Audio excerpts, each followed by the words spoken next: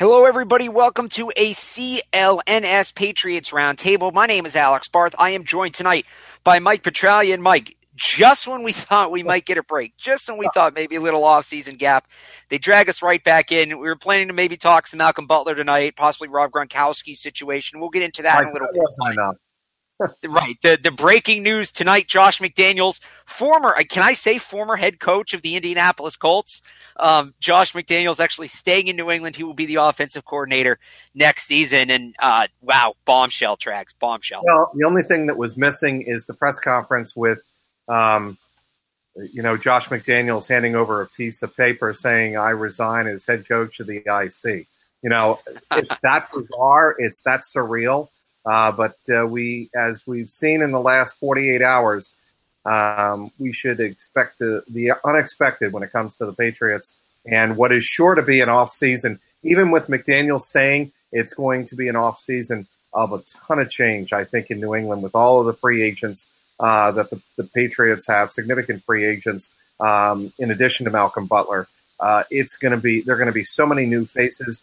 But not Josh McDaniels. He is a face that will be staying. And I'm going to tell you right now that I think it wasn't just Robert Kraft sweetening the deal in the last 48 hours. I think Tom Brady had a lot to do with this decision and the health of Andrew Luck's shoulder. I think Tom Brady going to Robert Kraft saying, "Look, if you can make it happen and bring Josh back, that would make me a lot more comfortable." And that's very understandable. Well, I also wonder how much Bill Belichick had to do with this, because obviously there's been rumors floated in the last 48 hours that Bill Belichick may be done. This may be it. He may resign. Kraft may ask him to step down.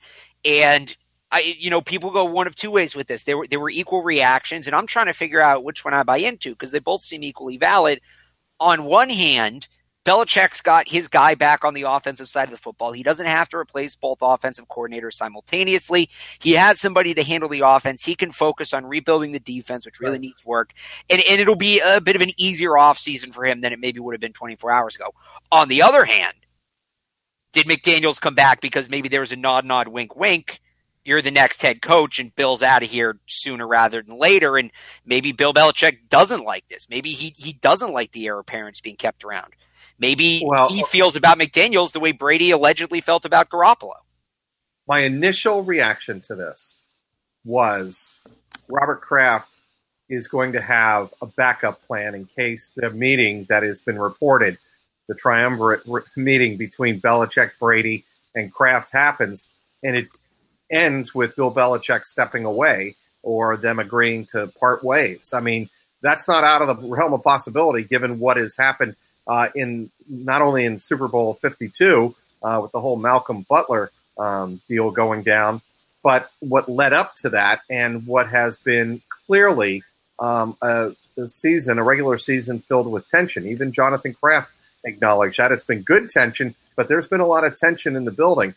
And if the tipping point with the Krafts was Malcolm Butler getting benched for what we're being told, what Bill is saying and insisting is a personnel decision, then Robert Kraft wants a succession plan in place so he doesn't have to execute this coaching search. And, I think that is could be what went into this thinking. So you think, and one of the reports too, and I just kind of, what I've been doing since this news broke half an hour ago is just sort of running through all the reports. There's a lot flying around right now and trying to sort out what's real and what's not. And one I just saw right before we jumped on from Adam Schefter was that, to sum it up, I don't have the exact words in front of me, but this was Robert Kraft sticking it to the Colts. And this all goes back to Deflategate, and that, if it had been another team, maybe it doesn't play out this way. I will say this. I don't know how true that is. If there's any rumor tonight that I want to be true, it's that one more than anything else, because it shows me that, if this team is divided, nothing's going to get them back together like a common enemy. And you worry after that Super Bowl about Belichick being that enemy, but they still clearly, at least a little bit, if that's true, there still is a little bit of that us against the world mentality left down at one Patriots place. And I think that's going to be incredibly important this offseason because this team is divided and they are going to need something to bring them back together. I don't know. That sounds like conspiracy theory to me that is a bit out there. And I go back to who wants Josh McDaniels the most in that organization. The clear answer is Tom Brady. Yeah. But it certainly makes sense to Robert Kraft and the Krafts to keep him there for a possible succession plan should Bill Belichick decide to leave or the mutual parting of the ways. If that happens, there needs to be a plan B in place. So those two factors, when you look at this logically and who really wants Josh McDaniels around, I think, first of all, Josh McDaniels loves New England, and he said that on many occasions. But, Tom Brady wanting him to stick around makes a whole lot of sense to me. And we know, not to interrupt you, Alex, but we know how tight Robert Kraft and Tom Brady are. So is it out of the realm of possibility that Tom went to Robert and said, hey, can you do anything to sweeten the pot to make sure I don't lose my OC? I could see that as a scenario that unfolded. But don't you see that possibly making Bill Belichick a little uncomfortable? Nah, I don't think so. I mean, if it's Bill Belichick and Belichick knows that his quarterback is most comfortable with the offensive coordinator that they've had a long time and have gone to, 6 Super Bowls with, if I'm Bill Belichick, that doesn't bother me at all. I mean, I don't think Belichick is concerned about, the fact that a successor might be on his staff to him. I think if that were the case, that kind of storyline would have emerged long before now. So just going back, the actual Schefter tweet was, text from one league source, quote, that's Kraft putting it to the Colts again. He will forever try an expletive that place ever since Deflategate. One more question, Trags, before we move on to the next topic here. Let's say hypothetically, and I think there is some sort of, off-the-books handshake that Josh McDaniels is the heir apparent to Belichick. Let's say he's not, or let's say Belichick hangs around for a while. Given the way this all went down, is Josh McDaniels now unhireable anywhere else? Did he take himself out of consideration for the other 31 NFL jobs tonight? At some point, not necessarily this year, but at all, like down the road, period? As long as the Patriots are in the National Football League, I think the answer is yes. The answer to your question is yeah. He took himself out of consideration from ever being considered again because any other NFL owner is going to take a look at that and go, are you essing me? Are you really, really messing with me on that? And they're not going to trust that McDaniels will show up at the press conference, even after they have an agreement. And, maybe it was naive of the Colts to call that press conference without a signed contract in place, which is hard to believe. I mean, really hard to believe that they would call the press conference, that they would send out a tweet announcing that McDaniels is their new head coach with him slapping hands and congratulations on the Patriots sideline. It's hard to believe they would do that without some rock-solid evidence that McDaniels was committed to their organization. Yeah, I had one other person ask me. I know we said we were going to move on, but I just want to put a nice little bow on this here. Where the Colts go next, we don't know. The one name I saw that really intrigued me is Lane Kiffin. I saw Greg Schiano's name, who maybe is currently the defensive coordinator for the Patriots. We'll get into that in a little bit. But where they're going to go immediately, and I'm sure that they will file some sort of tampering charge. Do the Patriots stand to lose any draft picks here, or any sort of compensation to the Colts? Have no idea yet. I think we're speculating. I mean, we're getting way beyond that right now based on the information that is out there at this point. Could the league look into it? Yeah, I think that given the history, as you rightfully pointed out, is there between the Colts and the Patriots, the league, I think, will probably look into this and wonder if there were any shenanigans going on.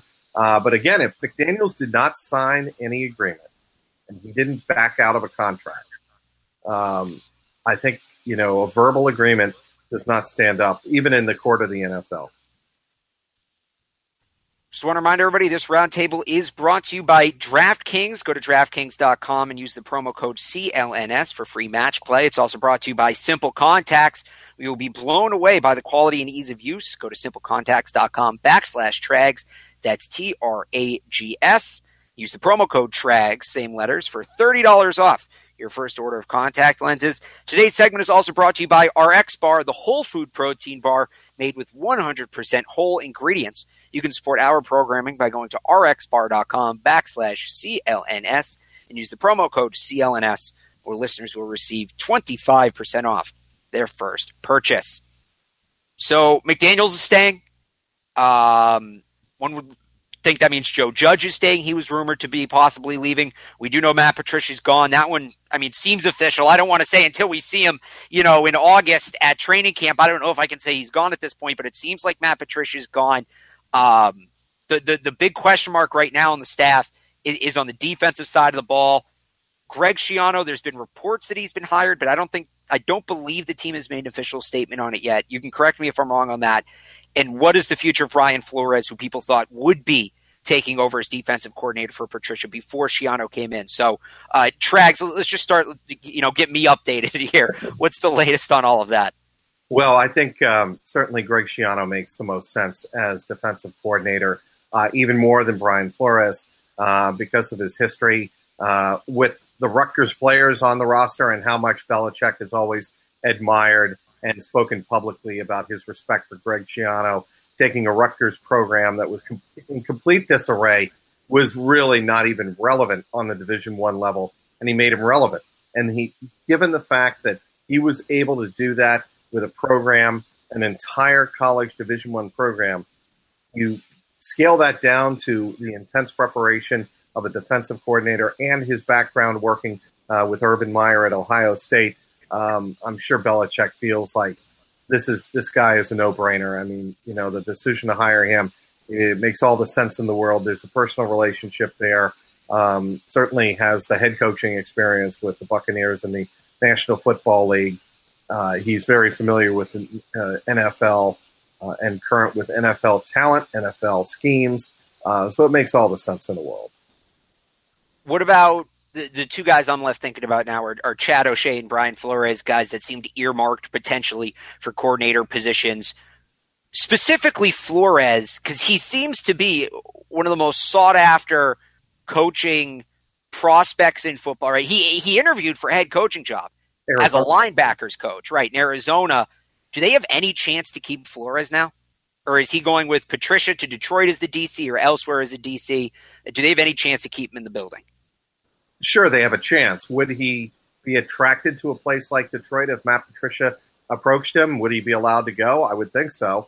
I think that would, the Patriots have always allowed their coaches to progress. And certainly the NFL has guidelines and bylaws in which, if a coach has the opportunity to leave for a better job or a higher paying job, they're allowed to do that. You can't put those kind of restrictions on your assistants. So, certainly, if the opportunity is there to do that, I think Flores would probably seek that opportunity if he's not going to be a defensive coordinator in New England and he's asked by Matt Patricia, how'd you like to be my defensive coordinator? I think it only makes sense to think that Flores would leave for the Lions. So after all of this, and I know you just said that there's going to be a lot of change this offseason, I think so too, but the coaching staff could come back relatively similar to what it was last year. If O'Shea comes on. Go ahead. Sorry, go ahead. No, on the offensive side, absolutely. I think where you'll see the defense change and perhaps schematically is on the defensive side. And what I'm also curious to see, Alex, is if what happened at the beginning of the season and in the Super Bowl indicated to Belichick, we need to change the way our defense is structured and scheme. And I think Belichick, we're going to find out, I think, how much trust he had in Matt Patricia to do that and how much trust maybe he has in a guy like Greg Schiano, who he respects a great deal, to come in and maybe Schiano says to him, hey, look, I've got some different ideas on how you want to run your defense. And maybe Belichick listens to him and goes, I see that. Okay. And maybe we see a different approach on defense than we saw this year. It'd be fascinating to see how that dynamic works out. This roundtable is brought to you by DraftKings. Go to DraftKings.com and use the promo code CLNS for free match play. It's also brought to you by Simple Contacts, where you'll be blown away by the quality and ease of use. Go to SimpleContacts.com/Trags and use the promo code Trags for $30 off your first order of contact lenses. It's also brought to you by RX Bar, the whole food protein bar made with 100% whole ingredients. Support our programming by going to RxBar.com/CLNS. And use the promo code CLNS, where listeners could receive 25% off their first purchase. All right, there's one more thing I wanted to touch on, Trags, before all of this nonsense with Josh McDaniels broke. There are a couple things I wanted to touch on, but if we have to narrow it down, because this is our first roundtable since the Super Bowl, Malcolm Butler didn't play that whole game. 2 days later, everybody's still scratching their head. I mean, theories? Well, this looks like a personal decision to me. And not personnel decision. This time it was personal. And, you know, that old expression comes up when there's a grudge that one person holds against the other. When you have a player of Malcolm Butler's ability, and he's played in every single postseason snap, he's played in 98% of the snaps, and yes, he was benched for the Saints game and came into the game when Eric Rowe was injured. But he had since proven himself the rest of the regular season to a level where that didn't happen again, right? And he played in every single snap of the postseason. And for this to drastically change, something drastic happened.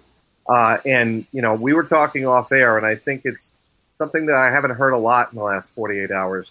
The potential of this happening on the day of the Super Bowl is not outside the realm of possibility.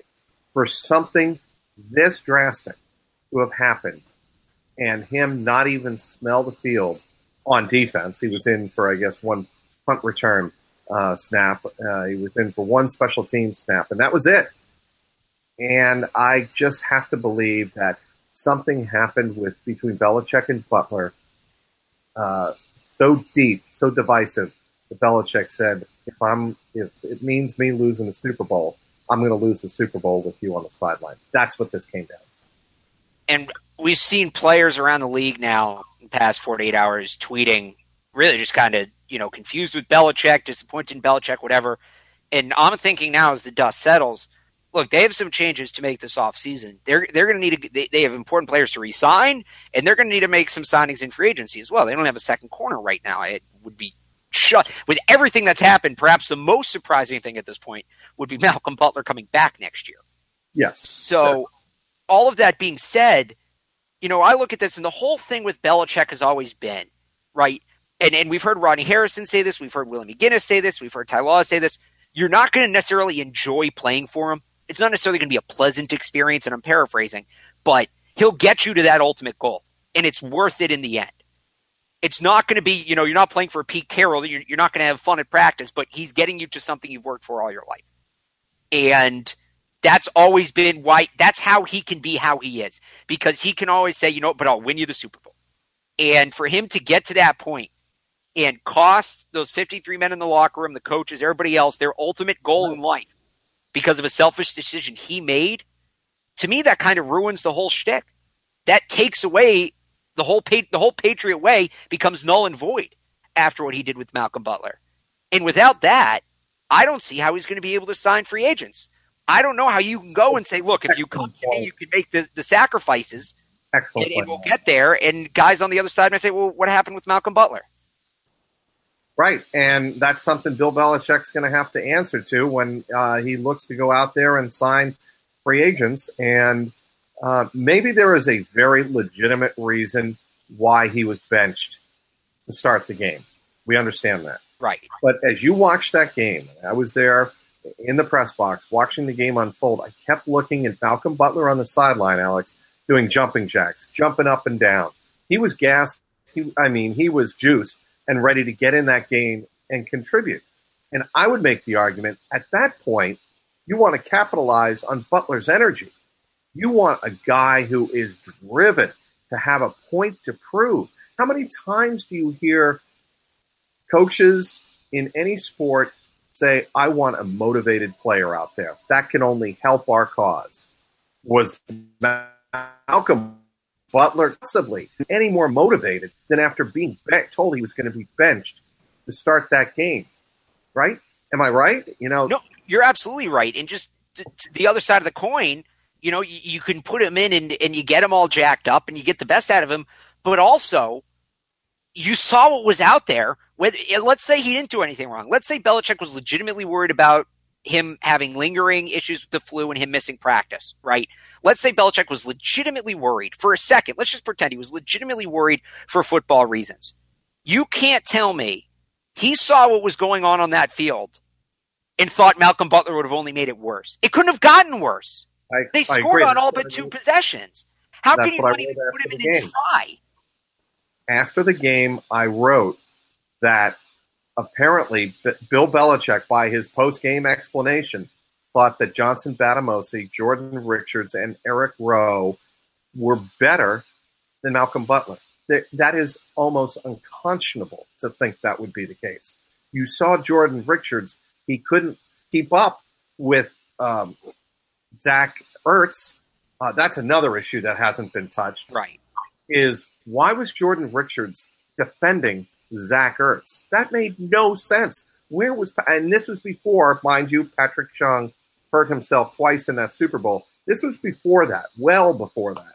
And you're wondering, where's Patrick Chung? And he was on the other side of the field. I'm like, what? That makes no sense. You saw Jordan Richards sticking with a running back down the sideline and fell down. He was incapable of pass coverage. That's never been his thing. His thing is to play in the box, play a pseudo linebacker position, a hybrid linebacker position, if you will, and that's his strength, and he can tackle well. There's no questioning that.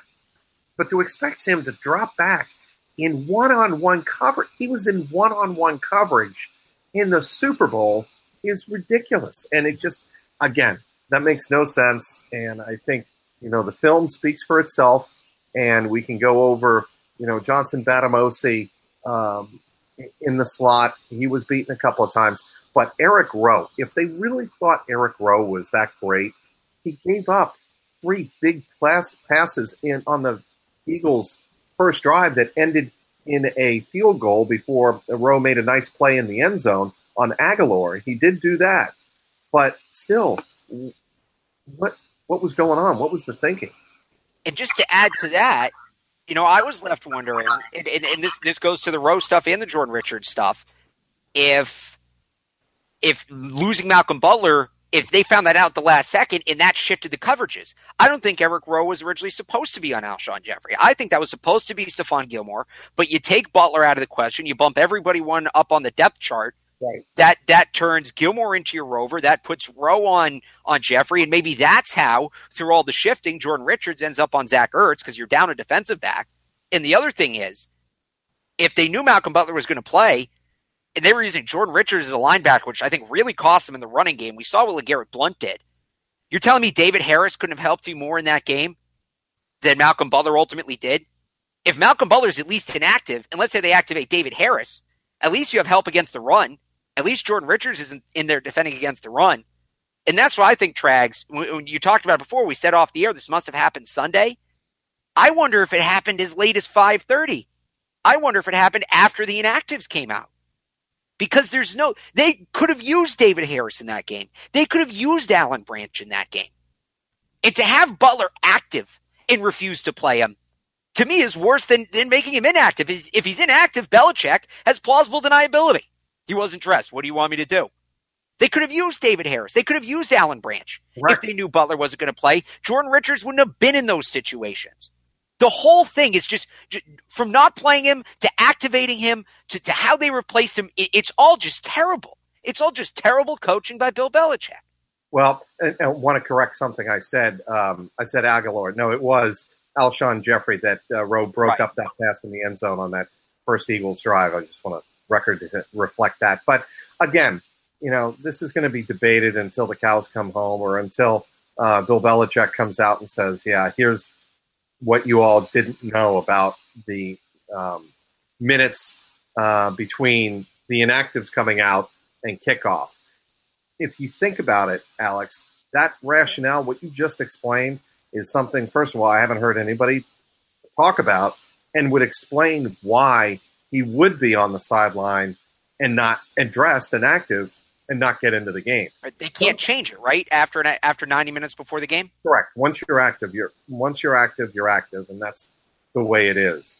And if I don't know if something emotionally happened with Malcolm on the sideline, in the locker room, if he said something, if he got into it. But again, and I said this to you off the air, if something like that happened in front of the team, we would have known about that. And, it also makes you wonder about the comment about the divided locker room that, Dante Hightower liked from Brandon Browner. How would he know that? How would he know that locker room was divided? Somebody was talking about it divided our locker room. Well, how would they have known that? The only time they would have known that is in the 90 minutes before the team took the field, and they were shocked, and they were shell-shocked.